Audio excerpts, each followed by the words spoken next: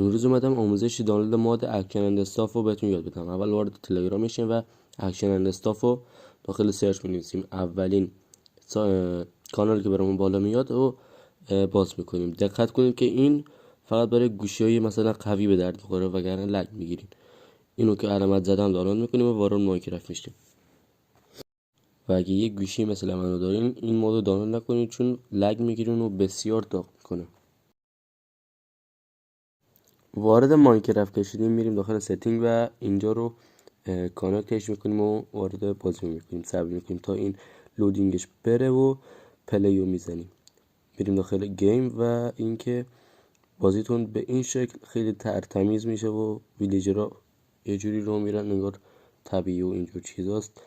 اتک زدنش هم با شمشیر اینجوریه و خلاصه اینکه بازیتون خیلی قوی میشه، ولی خب موبایل قوی هم میخواد.